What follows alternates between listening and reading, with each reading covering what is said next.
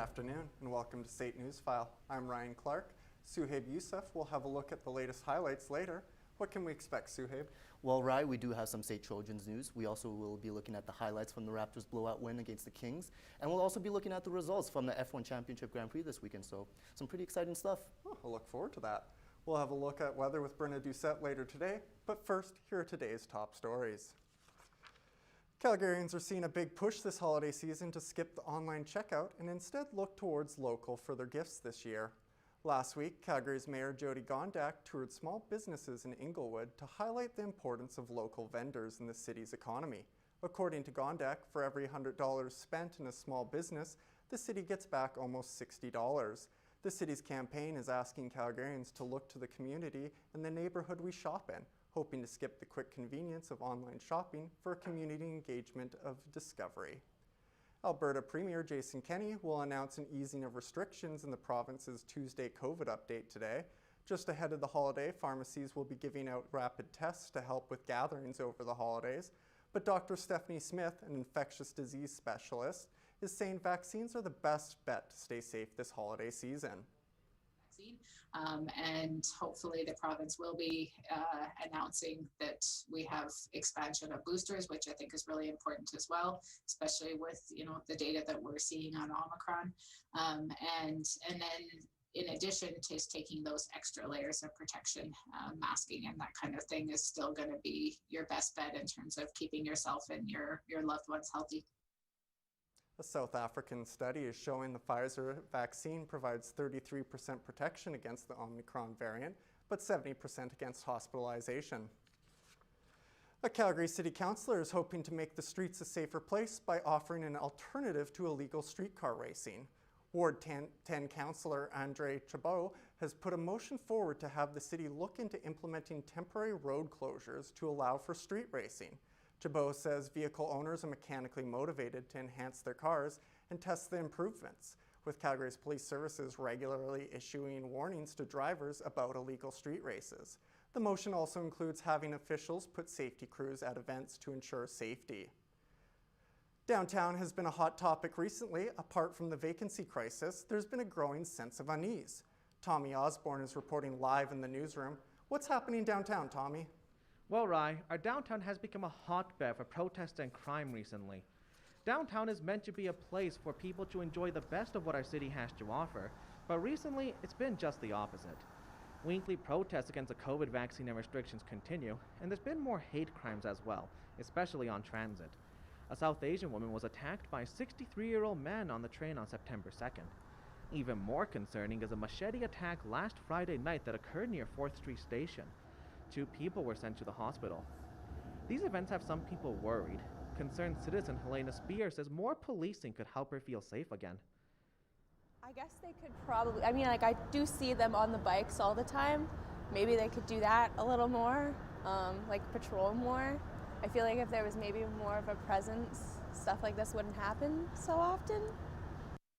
Like COVID, it seems like these protests won't be going away anytime soon. But the police are working with several groups to try and lower the amount of hate crimes. Back to you, Rye. The police are looking to partner with an online company to try and reduce extremism on harmful websites. That was Tommy Osborne live from the newsroom. Graduates this year at the University of Calgary will be able to experience walking across the stage in person. Students are excited for their first convocation since the beginning of the pandemic.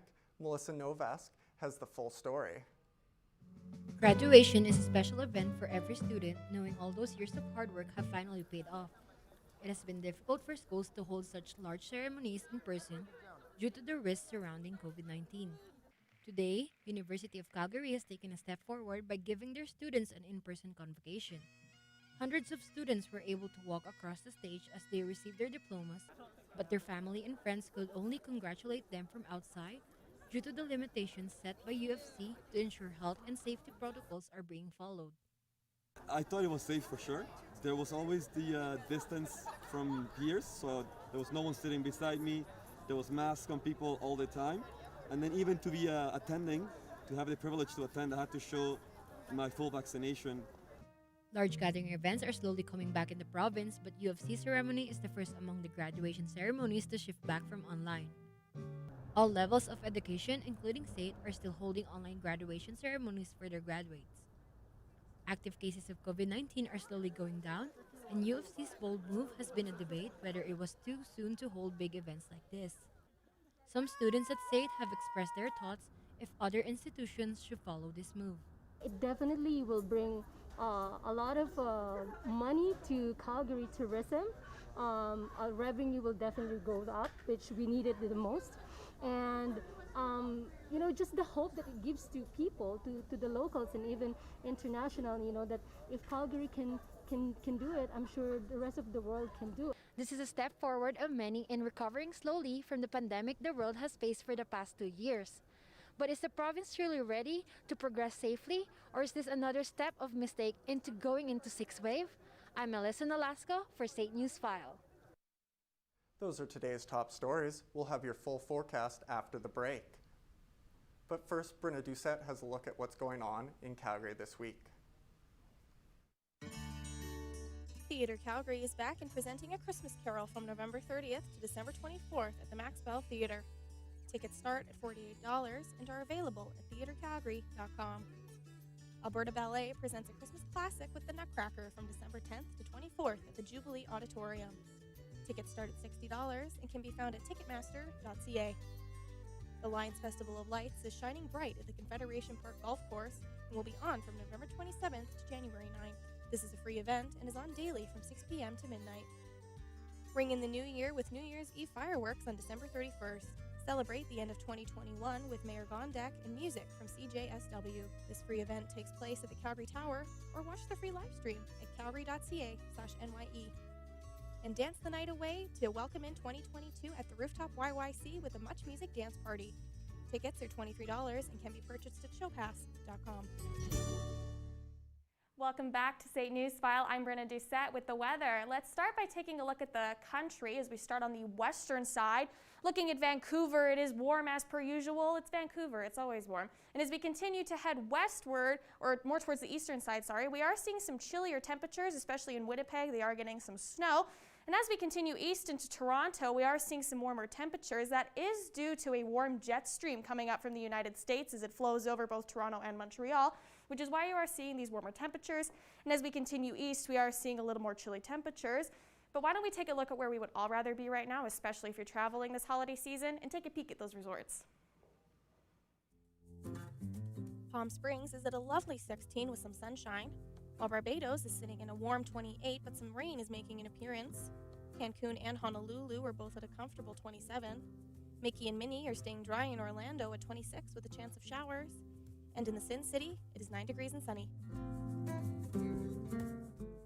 In Calgary today, it is cold as per usual this time of year, as we're seeing temperatures loving to hang around in that minus range, but the sun is out, making it seem warmer than what it actually is, especially with that wind coming in at a really chilly pace, making it feel colder than what it might actually look like outside, especially with the sun.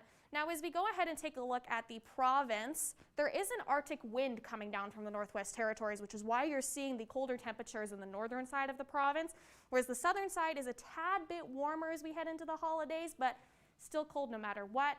Now, as we prepare for our holiday break, let's go ahead and take a look at the 5-day.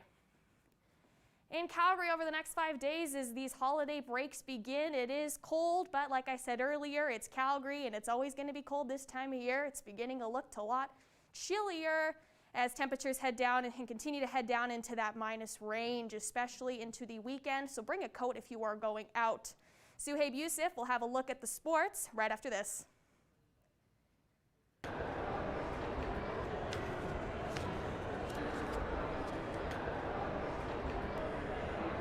Are you okay? Yeah, I'm fine. Do you think you know someone that is struggling with suicide? The Center for Suicide Prevention provides workshops and other resources of information to help you assist someone at risk of suicide. The Center for Suicide Prevention. We educate for life. Come and learn the fast-paced world of television production. Find your passion to write, shoot, edit, and direct news, sports, and dramatic productions. With industry-standard technology and the best instructors in the business, SAIT's television production program teaches you everything you need to know for a career in broadcasting. This is television production. Come and dare to be on air. Welcome back to SAIT Newsfile. Suhaib Yusuf joins us now for a look at the latest highlights. Suhaib, are you a Formula One fan? Oh, I am, right. And this weekend was the Championship Grand Prix race. And the results were quite kind of crazy. But before we dive into that, let's take a look at the SAIT Trojans. The SAIT Trojans have been pretty active this season, starting off with men's basketball. The men currently have won 5 games of the season, losing just 1 at home. Right now, the boys are on a 3-game win streak, and they'll be facing the VIU Mariners on December 29th. Now, with the ladies, they are currently undefeated with a record of 6-0, but they won't be playing any games anytime soon, as their next match will be on January 14th, which will be against Lethbridge College at 8 p.m. Looking at the Flames, 3 of their upcoming scheduled games have been canceled, with more than several players entering COVID-19 health and safety protocols. Some of the players entering protocol has a few forwards, including Andrew Mangiapane, Elias Lindholm, Brad Richardson, Adam Ruzicka, as well as a couple of defensemen, including Chris Tanev and Nikita Zadorov. The Flames are now the 3rd team to have their games postponed due to COVID-19 complications. The other 2 teams are the Ottawa Senators and the New York Islanders. The Flames' next game that they can play will be this Saturday at the Saddle Dome at 8 p.m., where they will play the Columbus Blue Jackets. The Toronto Raptors played last night and got themselves a blowout win against the Sacramento Kings in Toronto. Raptors rookie Scotty Barnes continues to surpass expectations. This season, in the first half, he racked up 14 points and ended his night with 16 points along with 5 blocks too. Pascal Siakam put up 16 points as well. Spicy P was most effective when he was attacking in the paint, and his defense was on the whole night. Bit of a rough night for the Kings, but their guard De'Aaron Fox was the leading scorer of the night, putting up 29 points, but still ended up losing 101 to 124 to the Raptors. It was an impressive win from the Raptors last night. Raptors made 53 out of 98 shots, only having made 7 out of 10 free throws, while the Kings made 38 out of 94 shots, making 14 out of 21 free throws. The Raptors were also able to put up 8 blocks, with 5 of those blocks coming from rookie Scotty Barnes. The Raptors' next game will be against the Brooklyn Nets. The Formula Grand Prix was this weekend, and boy was it a race. All eyes were on Lewis Hamilton and Max Verstappen. The 2 drivers of the season. Lewis was off to a great start in the beginning. Moments later in the first lap, Verstappen forces Hamilton to go off into the side, which he had to give back that position to Hamilton. Hamilton had the lead for almost the whole race, but it wasn't until the last lap of the race where Verstappen found some space and took over Hamilton. This is Max Verstappen's first World Championship, and he is only 24 years old. Max Verstappen was crowned world champion, but Team Mercedes was able to get the most points with a total of 613.5 points. Team Red Bull Racing Honda got second place with a total of 585.5 points, followed by Team Ferrari with 323.5 points. And that's a look at sports.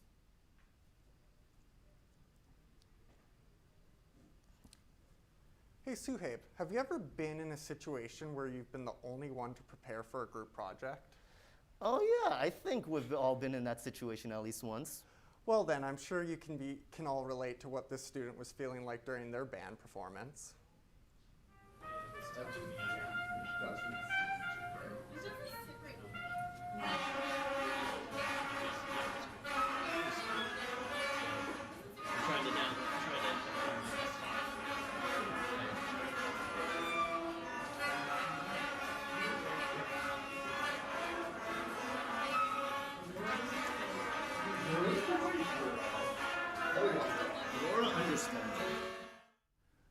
Wow, I've been in a few group projects like that. Yeah, me too. And you know what? It looks like they put a lot of effort in, but you know what? These days in college, even when you put so much effort in, it doesn't matter because you're still going to disappoint your teachers either way. Right. Well, that was SAIT Newsfile. Thank you for joining us.